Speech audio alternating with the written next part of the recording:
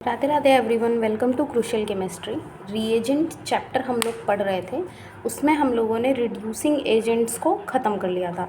अब स्टार्ट हम करेंगे ऑक्सीडाइजिंग एजेंट। ठीक है, ऑक्सीडाइजिंग एजेंट क्या होते हैं? वो मॉलिक्यूल्स या वो रिएजेंट, स्पेसिफिकली रिएजेंट की बात होगी कि ऑक्सीडाइजिंग, इसको आप एजेंट कट करके रिएजेंट भी लिख सकते, कोई प्रॉब्लम नहीं है। तो ऑक्सीडाइजिंग रिएजेंट क्या, जो ऑक्सीडेशन कॉज करते हैं। अब ऑक्सीडेशन क्या होती है? तो ऑक्सीडेशन और रिडक्शन मैंने बताया था, लेकिन एक मतलब रिवीजन की तरह से आप ये मेन 4 पॉइंट को हमेशा याद रखिएगा जब भी ऑक्सीडेशन की बात आएगी। तो ऑक्सीडेशन क्या होता है? फर्स्ट पॉइंट क्या है? Increase in oxidation state. Oxidation state, ठीक है, कैसे निकालते हैं आपको मैंने बताया ही था। जैसे देखिए, वाटर है ये, इसका ऑक्सीडेशन स्टेट क्या है? सपोज़ हमें ऑक्सीजन का नहीं पता कि ऑक्सीडेशन स्टेट कैसे निकालें, तो इसको हम X मानते हैं, ठीक है। और एक हाइड्रोजन है, एक हाइड्रोजन की ऑक्सीडेशन स्टेट क्या होती है? 1, है ना। अब इस मॉलिक्यूल में ऑक्सीजन की ऑक्सीडेशन स्टेट कैसे निकालेंगे? X प्लस हाइड्रोजन कितने हैं? 2, और एक हाइड्रोजन की ऑक्सीडेशन स्टेट +1 है। ओवरऑल इस पे कोई चार्ज नहीं है, तो ये हो जाएगा 0 के इक्वल।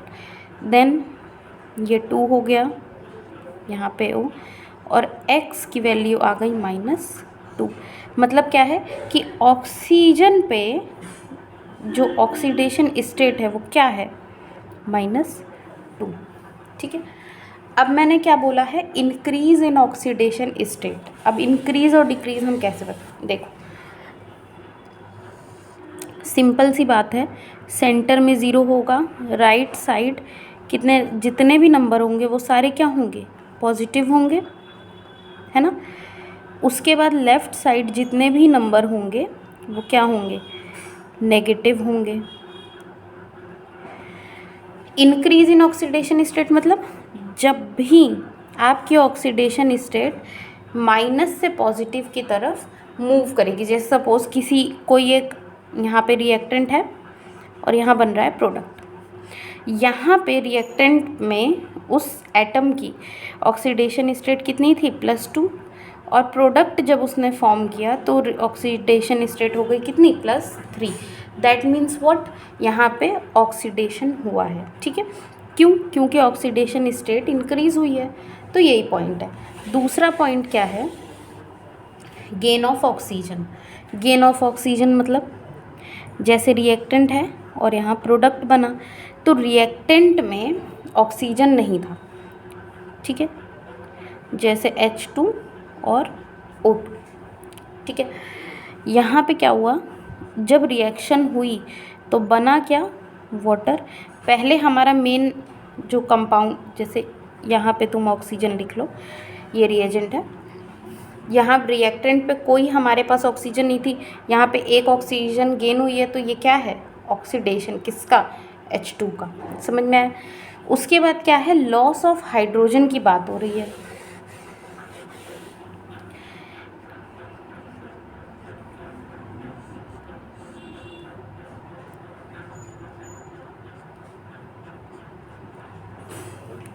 ऐसे बोल सकते हैं। तो यहाँ पे OH का क्या हुआ है? देखो, हाइड्रोजन इसने लॉस किया है ना, तो हम रिडक्शन एक तरीके से बोल सकते, मतलब आपको हाइड्रोजन जो है वो हटाना है, ठीक है। एग्जाम्पल्स में आप लोग देखेंगे आगे। लॉस ऑफ इलेक्ट्रॉन मतलब इलेक्ट्रॉन लॉस होगा। अच्छा हाँ, ये दोनों जो पॉइंट हैं आपस में इंटर कनेक्टेड है। एक भी समझ में आ गया तो दूसरा अपने आप आएगा। देखो, मैंने क्या बताया था? रिएक्टेंट से जब प्रोडक्ट बना तो यहाँ पे इसकी ऑक्सीडेशन स्टेट +2 थी और प्रोडक्ट में कितनी हुई? +3 हो गई, ठीक है। तो +3 कैसे हुई? लॉस ऑफ इलेक्ट्रॉन के थ्रू, एक इलेक्ट्रॉन का लॉस किया तभी तो +3 हुई। तो दोनों चीज़ें एक साथ हैं कि नहीं? लॉस ऑफ इलेक्ट्रॉन मतलब इंक्रीज इन ऑक्सीडेशन स्टेट, समझ में आया। और गेन ऑफ इलेक्ट्रॉन मतलब decrease in oxidation state, that is reduction. तो ये था आपका ऑक्सीडेशन की प्रोसेस के बारे में थोड़ा सा इंट्रोडक्शन। अब क्योंकि हम लोग ऑर्गेनिक पढ़ रहे हैं तो ऑब्वियसली रिएक्शंस की बात होगी। रिएजेंट है तो कौन सा रिएजेंट आपका ऑक्सीडेशन कॉज करता है, वो सारी चीज़ें हम लोग पढ़ेंगे। तो आज के हम टॉपिक में बेसिकली पढ़ने क्या वाले हैं, इपॉक्सीडेशन। ऐसे रिएजेंट जो क्या कॉज करते हैं, इपॉक्सीडेशन, मतलब जिनकी प्रेजेंस से इपॉक्सीडेशन होता है। अब इपॉक्सीडेशन क्या होता है, जहाँ पे भी आपको इस टाइप का बॉन्ड देखने को मिले, इस टाइप का, मतलब 3 member cyclic ring with oxygen, और यहाँ पे जो मर्जी ग्रुप लगे हों उससे कोई मतलब नहीं। तो इस टाइप ये होता है इपॉक्सीडेशन, ठीक है। तो ये कैसे, कौन कौन से रिएजेंट हैं जो इपॉक्सीडेशन करवाते हैं, आज हम उनके बारे में पढ़ने वाले हैं। तो मेनली आपके 4 रिएजेंट होते हैं। एक होता है मेटा CpBa, ठीक है, और एक होता है आपका DMDO, उसके बाद आता है आपका H2O2 विद NaOH, और उसके बाद आता है शार्पलेस एसिमेट्रिक इपॉक्सीडेशन। इसकी फुल फॉर्म वीडियो पॉज करके लिख लीजिए, शार्पलेस एसिमेट्रिक इपॉक्सीडेशन। तो ये आपके 4 मेन रिएजेंट हैं जो करते क्या हैं, इपॉक्सीडेशन करते हैं, ठीक है। एक एक करके हम इनको समझेंगे। देखो मैंने क्या अभी बताया था, इपॉक्सीडेशन मतलब क्या, यहाँ पे जैसे कोई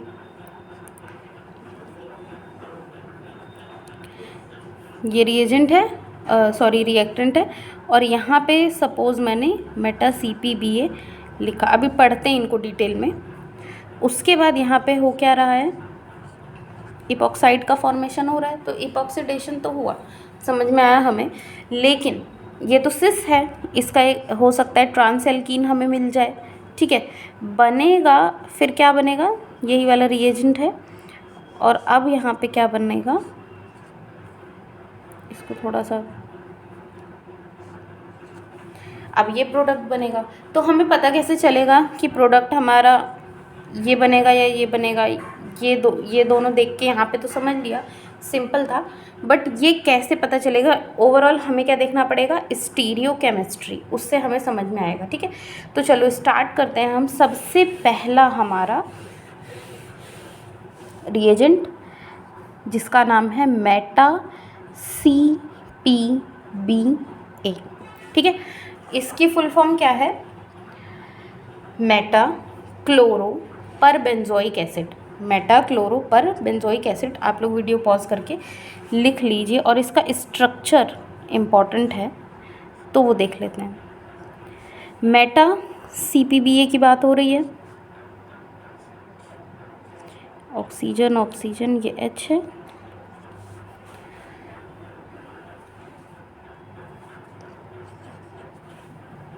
ठीक। ये हमारा फंक्शनल ग्रुप है। इससे लगी हुई पोजीशन क्या, ऑर्थो, ये पोजीशन मेटा, और ये वाली पोजीशन पैरा। यहाँ पे भी ऑर्थो है और यहाँ पे भी मेटा। अब बोला क्या जा रहा है, मेटा क्लोरो, मतलब मेटा पोजीशन पे क्लोरो है, और साथ में क्या है, पर बेंजोइक एसिड। ये पर बेंजोइक एसिड क्या होता है, यहाँ ये ऑक्सीजन हटा दो, बेंजोइक एसिड, लेकिन जब 2 ऑक्सीजन लगे तो ये पर एसिड हो गया ना, तो इसलिए पर बेंजोइक एसिड, ठीक है। अब इसकी रिएक्शंस को देखते हैं। तो सबसे पहली चीज़ आप लोग इसका स्ट्रक्चर देख करके ये समझ सकते हैं कि एक तो ये काफ़ी बड़ा सा स्ट्रक्चर है, ठीक है, बहुत बड़ा है, तो कहीं ना कहीं हिंड्रेंस ये कॉज करेगा, समझ लो।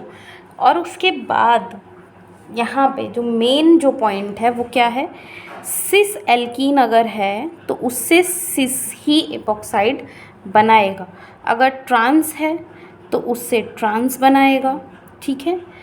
और उसके बाद इसका नेक्स्ट जो इम्पॉर्टेंट पॉइंट है कि ये हमेशा इलेक्ट्रॉन रिच बॉन्ड पे अटैक करता है। इलेक्ट्रॉन रिच मतलब पाई बॉन्ड वहाँ पे प्रेजेंट होना चाहिए, एक तो लूज़ होता है, दूसरा इलेक्ट्रॉन रिच होता है। तो क्या है, इलेक्ट्रॉन रिच बॉन्ड पे ये हमेशा, ये वाला जो रिएजेंट है हमेशा अटैक करेगा। इसको सेंटेंस में लिख लीजिएगा आप लोग। तो यहाँ पे ये पॉइंट इसका हो गया। अब हम लोग स्टार्ट करते हैं एग्जाम्पल, तो ही समझ में क्लियर आएगा। देखो एक सिंपल एग्जाम्पल लेते हैं सबसे पहले।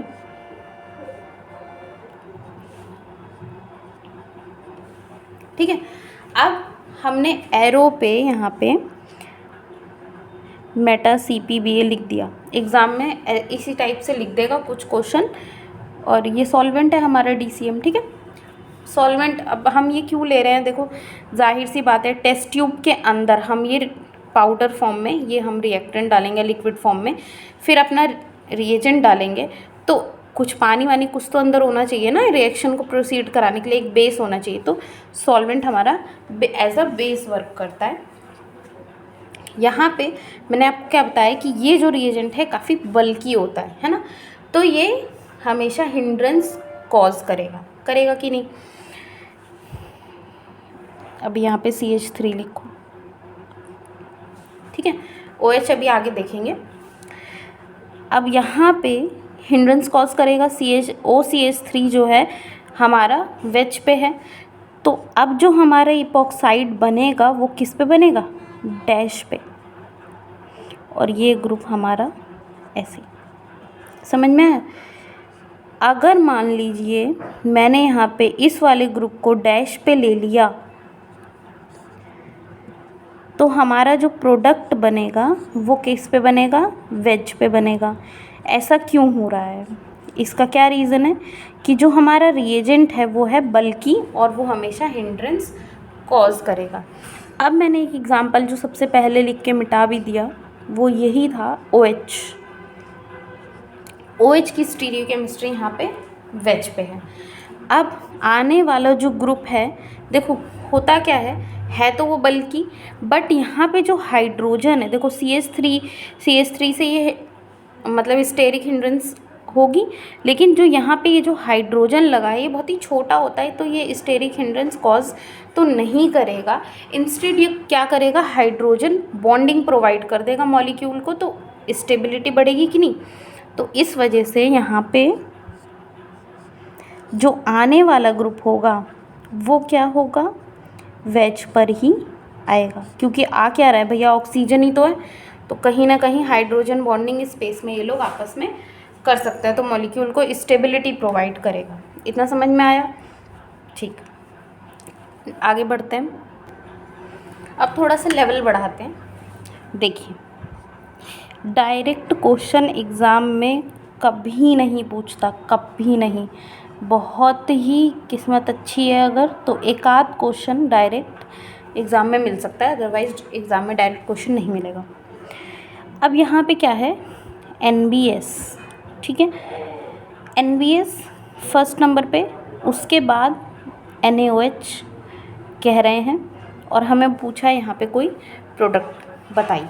ठीक है, देखो NBS क्या होता है, सबसे पहली बात मैंने आपको बताई हुई है, पुरानी वीडियोस को जा कर के चेक कीजिए।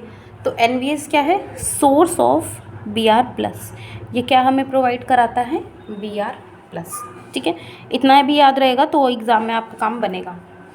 तो ये अब होगा क्या, ये पाई बॉन्ड इस पर अटैक करेगा, और क्योंकि हमारा OCH3 वेज पे है तो ये डैश पे आएगा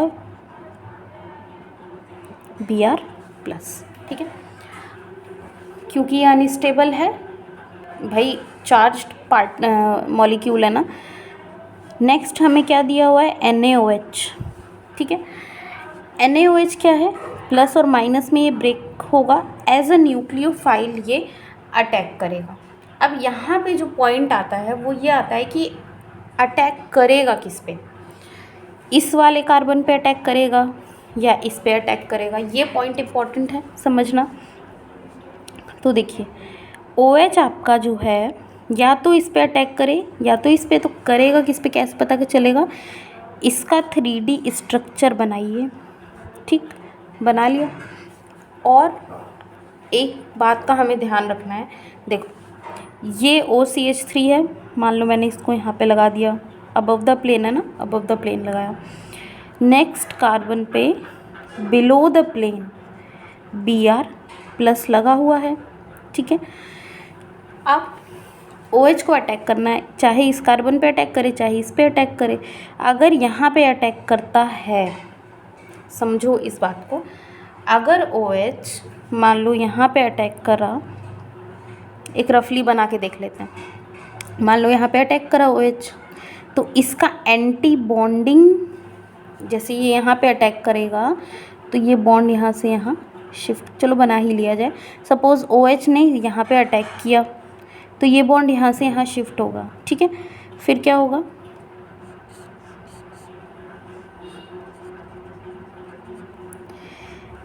यहाँ पे आया Br और ये है आपका OH, ठीक। इसका एंटी बॉन्डिंग, ये बॉन्डिंग है सिग्मा, इसका एंटी बॉन्डिंग ऊपर होगा। OH अपना लोन पेयर ऑक्सीजन जो है वो यहाँ देगा और यहाँ से ये बॉन्ड चला जाएगा। Br माइनस हाइड्रोजन को कैप्चर करके क्या बनाता है, HBr, और यहाँ पे हमारा डिज़ायर्ड प्रोडक्ट हमें मिल गया। अभी इसका बनाने का रीज़न अभी आपको समझ में आएगा कि क्यों बनाया है।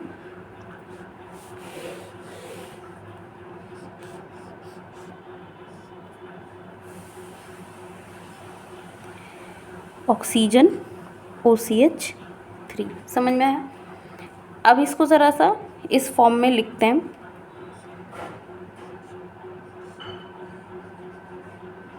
OCH3 था, नेक्स्ट कार्बन इन दोनों पे, ऑक्सीजन अबव द प्लेन है, मतलब वेज पोजीशन पे। तो मैं यही बताना चाह रही थी कि यहाँ से जो हमें प्रोडक्ट मिल रहा है वो कैसा मिल रहा है, दोनों की स्टीरियो जो है सेम है। बेशक ये हिंड्रेंस कॉज करेगा बट ऐसा होता नहीं है, क्योंकि यहाँ से आप लोग मैकेनिज़्म से ये चीज़ देख सकते हैं। तो एग्ज़ाम में अब पता लगे, मैकेनिज़्म पता ही नहीं है, हमने ये रट लिया कि NBS है, NaOH है, हमें अल्टीमेटली इपॉक्सीडेशन कराना है और हमने डैश पे लगा दिया ग्रुप। ऑप्शन पहला ही ऑप्शन आपको डैश पे मिलेगा तो आप समझ सकते हैं कि ये प्रोडक्ट नहीं होने वाला, ठीक है। अच्छा, एक इम्पॉर्टेंट एग्जांपल है वो मैं आपको बताना चाहती हूँ, उसको आप चाहो तो ऐसे का ऐसे ही याद रखो, कोई दिक्कत नहीं है।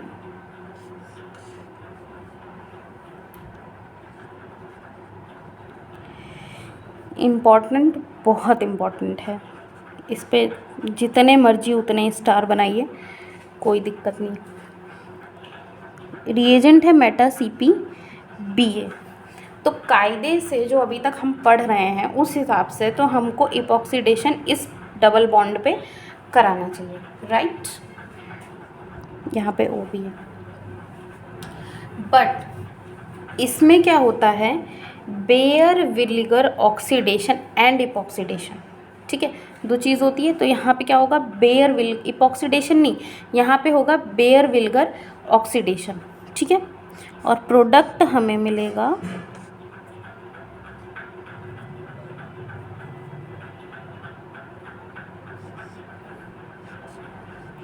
ये सब ऐसे ही रहेगा, यहाँ पे कुछ चेंज नहीं होने वाला, बस यहाँ पे आपका एक ऑक्सीजन ऐड हो जाएगा, ठीक है। ये हो क्या रहा है, बेयर विल्गर ऑक्सीडेशन होता है, यहाँ पे इपॉक्सीडेशन नहीं होगा, ठीक है। इम्पॉर्टेंट एग्जाम्पल है, याद रखिएगा। अच्छा, अगर मान लो, इसी को थोड़ा सा मैं चेंज कर देती हूँ, अगर मान लो यहाँ पे मैंने कुछ एक आधी ग्रुप लगा दिया, बल्किनेस थोड़ा सा प्रोवाइड हो गई, अब यहाँ पे इपॉक्सीडेशन होगा, ठीक है। पहले वाले एग्जांपल में क्या हो रहा था, बेयर विल्गर ऑक्सीडेशन हो रहा था वहाँ पे, बट यहाँ पे क्या अब होगा, इपॉक्सीडेशन। समझ में आ रहा है ना। तो ये दोनों ही जो बातें हैं बहुत इम्पॉर्टेंट हैं एग्ज़ाम में, इस तरह से क्वेश्चन देखो, कुछ कुछ एक्सेप्शन भी तो होता है, तो ये वही समझो इसको, और इस तरीके से आपका, ठीक है। दोनों ही एग्जाम्पल इम्पॉर्टेंट हैं, याद रखिएगा। अब हम मिलेंगे नेक्स्ट वीडियो के साथ। फर्स्ट हमने रिएजेंट डिस्कस कर लिया इपॉक्सीडेशन का, अब नेक्स्ट पढ़ेंगे, ठीक है। Thank you so much.